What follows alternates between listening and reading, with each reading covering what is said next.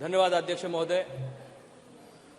मैं भाग्यशाली हूं कि आप सभी लोगों के समवेत एक सदन से लेकर दूसरे सदन का प्रवास एक लोकशाही के माध्यम से विकास यात्रा का रथ आप सभी लोगों ने अपने कंधों पे लिया और मोदी जी के कुशल नेतृत्व में नई संसद में नई उम्मीदों के साथ हम लोग एक साथ भारत को, अखंड भारत को आगे ले जाने के लिए, मोदी जी के हाथ सक्षम करने के लिए एक साथ काम कर रहे हैं। मैं सर्वप्रथम आप सभी को बधाई दूंगा कि आप सभी इस नए संसद के भी सदस्य हैं और पुरानी संसद की एक कड़ी बनकर हम लोग सब आगे जा रहे हैं। कल प्रधानमंत्री जी ने अपने अभिभाषण में पहला जो स्पीच दिया उसमें प्रधानमंत्री जी ने यह स्वर्णिम युग के लिए एक नई घोषणा की और एक प्रस्ताव इस सदन के सामने रखा। 50% जो आबादी हमारे देश की है वो महिलाओं की है और जो मातृसत्ता मानने वाला देश है, जिसकी बीजें बहुत पुराने काल से इस देश में है, लेकिन उसका योग्य तरीके से सम्मान नहीं हुआ था।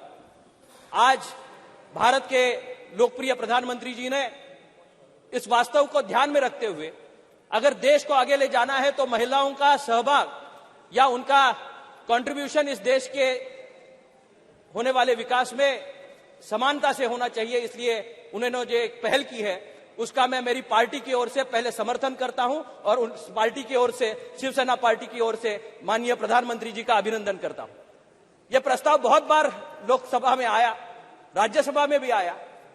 सिर्फ प्रस्ताव आने से वो मंजूर नहीं होता, उसके लिए बहुमत की जरूरत होती है और ये पहली सरकार है पूर्ण बहुमत के साथ इस प्रस्ताव को इस सदन में लाई है जिसके माध्यम से ये पारित भी हो जाएगा। निश्चित रूप से आने वाले समय में 15 साल के लिए महिलाओं को मुख्य प्रवाह में लाने के लिए एक नई पहल प्रधानमंत्री जी ने की। मैं जिस संसदीय क्षेत्र से आता हूं अध्यक्ष महोदय, वो एक कोल्हापुर जिला है जो शाहू महाराज की नगरी है। शाहू जी महाराज ने पहले आरक्षण की देन इस देश को किसी ने दी होगी तो वो छत्रपति शाहू जी महाराज ने दी। आरक्षण की जो व्यवस्था बनाई गई वो शाहू महाराज जी ने अपने कार्यकाल में बनाई और उसी को आगे ले जाते वक्त डॉक्टर बाबा साहेब अम्बेडकर ने अपने संविधान में, जो सर्वोच्च संविधान है, उसमें उसका प्रावधान किया और आरक्षण आज यहां हम हर एक तबके के लोगों को देने का काम करते हैं। लेकिन जो हमारी माताएं थी, बहनें थी, उनके लिए कभी आरक्षण नहीं था। पंचायत लेवल पे, पंचायत में काम करने वाली महिलाओं के लिए आरक्षण है 50% रिजर्वेशन ग्राम पंचायत में है, जिला पंचायत में है, नगर पालिका में है। लेकिन जहां उनके लिए लॉ बनाने की है या फिर उनके लिए कोई ना कोई कायदा बनाना है, इंप्लीमेंटेशन एजेंसी में महिलाओं का सहभाग था लेकिन कानून बनाने में उनका सहभाग नहीं था। जो महिलाएं आज इस सदन में आई है वो अपने कर्तृत्व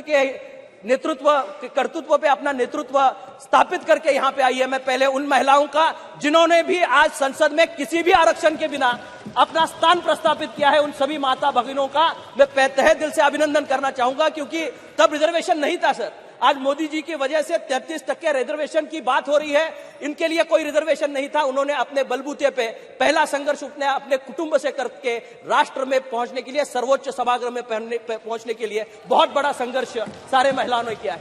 मेरी मां भी इस सदन की एक सदस्य थी। मैं छोटा था तब उनके साथ यहां संसद में आता था और मैं उनको बात करते देखता था। 5 बार वो लोकसभा का चुनाव लड़ी, 3 बार हारी और 2 बार जीती।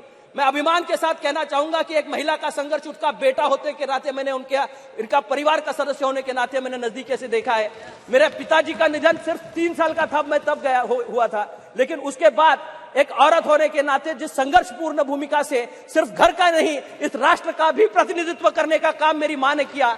मैं अभिमान से कहना चाहूंगा कि यही वो संस्था है जिसको एकजुट होकर प्रगल्भता से आगे बढ़ाने के लिए प्रधानमंत्री जी ने एक नई ऊंचाई प्राप्त करने के लिए सारी महिलाओं को एक दान दिया है। मैं जिस जिले से आता हूं वो तारा रानी का जिला है। रानी लक्ष्मीबाई हो, तारा रानी हो, झांसी जी की रानी हो, कितनी तो रानियां हैं जिन्होंने इस देश में अपना अस्तित्व, राज्य अपने बलबूते प्रस्तापित किया।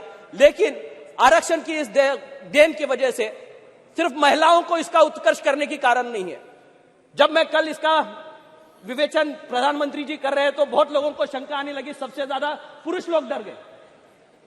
अभी क्या होगा, आरक्षण आया तो क्या होगा, कल की बात क्या होगी? 33% आरक्षण होने के बाद बहुत लोगों ने अपनी बीवियों का नाम सोचना शुरू कर दिया, बहुत लोगों ने अपने बच्चों का नाम सोचना शुरू कर दिया। लेकिन ये आरक्षण अपने बीवी बच्चों के लिए नहीं है, वो बच्चों के लिए है जो कभी इस सदन में आ नहीं पाए, वो जिला परिषद पंचायत में सीखने वाले बच्चों के लिए है। हमारे बच्चे कहीं भी कर लेंगे, लेकिन उन बच्चों का भविष्य बनाने के लिए मोदी जी ने यह निर्णय लिया और निश्चित रूप से उन बच्चियों का भविष्य इस समृद्ध भारत का हिस्सा होने में यहाँ उनका योगदान होने वाला है। मैं मोदी जी का अभिनंदन करते हुए इस प्रस्ताव का समर्थन अपनी पार्टी से जरूर करूंगा। तारा रानी भी एक ऐसी रानी थी जो अंग्रेजों के खिलाफ लड़ी थी, जो अंग्रेजों के खिलाफ लड़ी भी और अपना स्वराज्य करने के लिए मुगलों के खिलाफ लड़ी और निश्चित रूप से स्वराज्य का रक्षण उसने किया। जब जब परिस्थिति आती है तो महिला संरक्षण की भूमिका में आती है। नम्रता उनके पास है, ममता उनके पास है, उनके पास विजन है और न्याय की भूमिका से जब वो आती है, एक माँ की भूमिका से जो आती है, इस भारत को हम लोग माता कहते हैं और इस माँ भारती की सेवा के लिए उसकी बेटियां आज भारत की इस सबसे बड़े सभागृह में आने वाली है। उनके स्वागत के लिए संसद निश्चित रूप से आगे बढ़ेगी और हम जैसे जो लोग हैं इसके समर्थन में खड़े हैं। मैं अपनी पार्टी की ओर से इस बिल का समर्थन करते हुए अपने शब्दों को विराम देता हूं। बहुत बहुत धन्यवाद। शिवसेना की ओर